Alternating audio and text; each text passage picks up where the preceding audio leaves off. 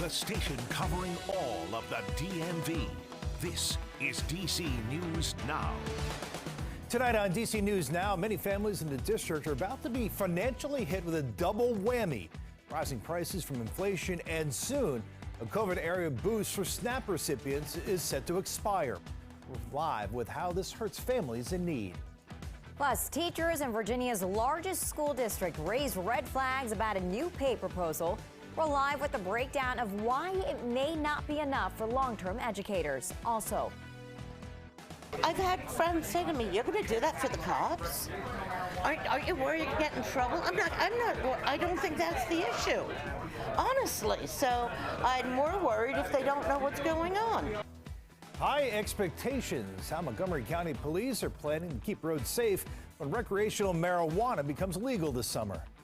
And it's going to be a quiet night out there, but it will be chilly and sunshine turns for your Friday. So definitely keep it here. We'll have a check of that forecast coming up in just a bit. Good evening. Thanks for joining us for DC News Now at 9 o'clock. I'm Chris Flanagan. Hi, I'm Tasmeen Mahfouz. Our top story tonight: with soaring food prices, grocery shopping will soon become even tougher for millions of families across the country. And that includes people right here in the DMV. Our Marielle Carbone live tonight in Northeast DC tonight, looking into this for us. And Marielle, emergency SNAP benefits are set to expire, leaving low-income families with less money and higher grocery prices.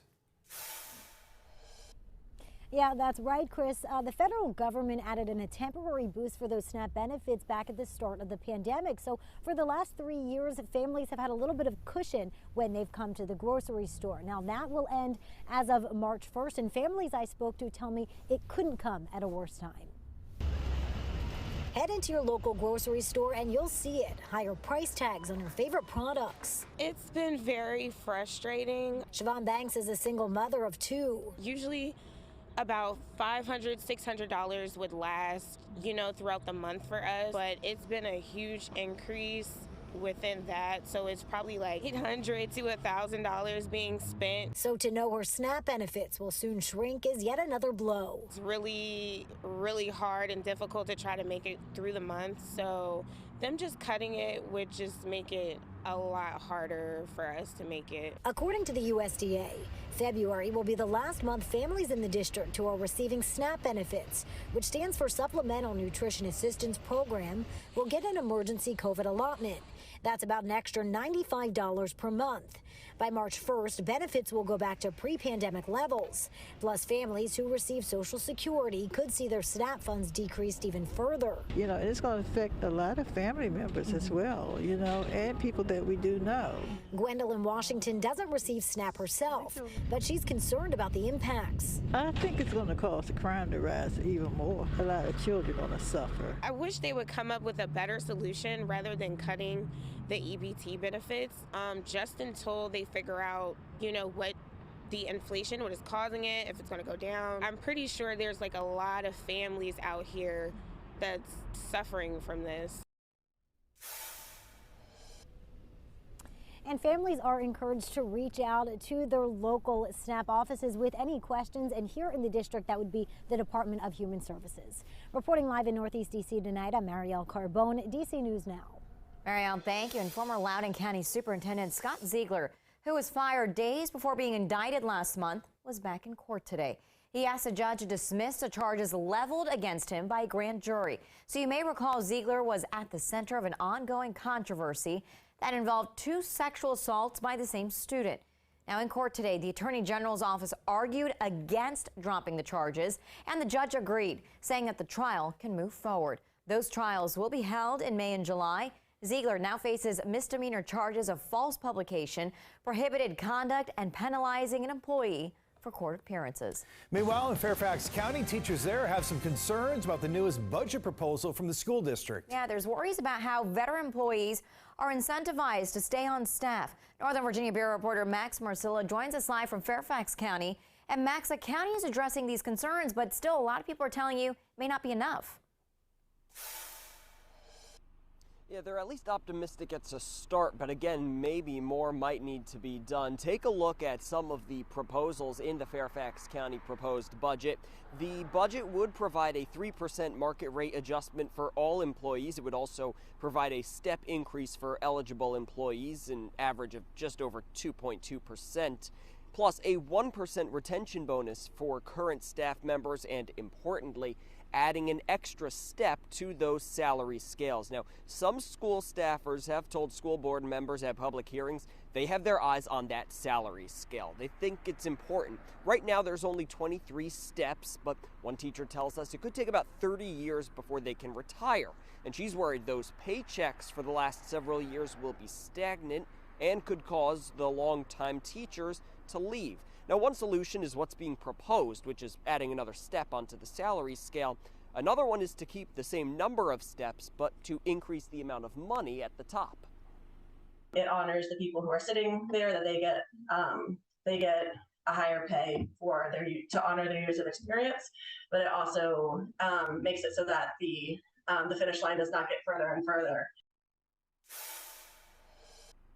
Now, that's Emily Vanderhoff, a first grade teacher. She spoke to the board earlier this week about that issue, then talked with us. You can hear more from her coming up at 10, and more on this budget battle in the coming weeks and months ahead.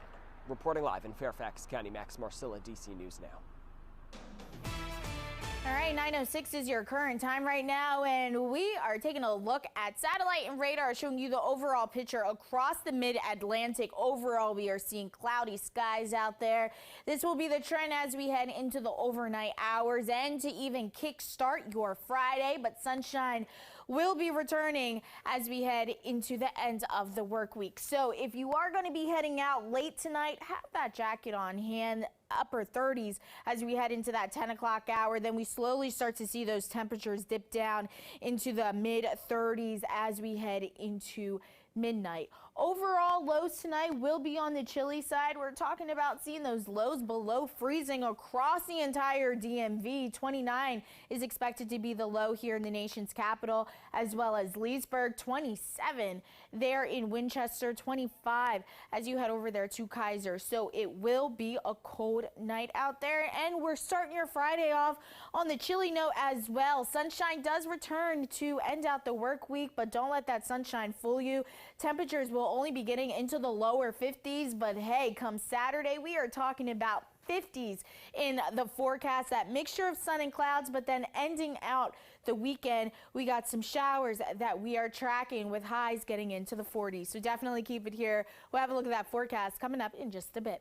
Brittany, thank you. In developing Prince George's County, Maryland, parents are frustrated after learning nearly 36 high school seniors don't meet the graduation requirements after a glitch in the system. And tonight, our Yamari Sase, who covers Prince George's County for us, spoke to a parent who says this is unacceptable. Now, with just a few months left to graduation, a letter was sent to parents informing them that the system used to verify credits was inaccurate. And now 34 students across Prince George's County are now required to take an online course just to graduate on time. Now, parents tell me this only adds more pressure to students, and they also think that the course should be waived. I was like, this can't be right, because she's in PG, she's in the P-Tech program at PG Community College. So this must be a mistake. Nio Talbert's daughter is a senior at Frederick Douglass High School with a 4.0 GPA. So when she received this letter from the school saying her daughter did not meet the graduation requirement due to an error in their system, it was disappointing. She said, "Mom, I've been working so hard, to keep my grades up, take all my classes, and they're doing this. It's not right. It's wrong." According to the letter, now they're requiring students enroll in an evening online course to graduate on time. It should be waived if it's indeed just the one credit. To make them have to sit through another class for 2 hours twice a week and be held accountable for the work on top of the schedule that they already have, that's a lie. My daughter's a phenomenal student. She really works hard to keep her grades up. Is it going to impact her? Yes, as far as time and commitment, having to do the work. In the statement on Thursday, PGCPS tells us they're working with families about their options, and the error will not keep students from graduating. But parents say they need more clarity. Meaning, are you still going to make them sit for 2 hours twice a week and be responsible for the additional work that's going to be associated with that class. That's what they're not. That's the gray area where they're not addressing.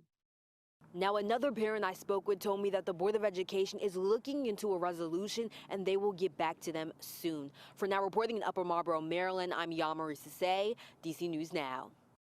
Well, in Memphis, Tennessee, tonight, 5 officers charged in the murder of Tyree Nichols. Coming up, the disturbing new details, including alarming accusations from the attorney representing the victim's family. Plus, there are new apps to help track your spending habits. We've got a consumer report aiming to help you decide which apps might be right for you.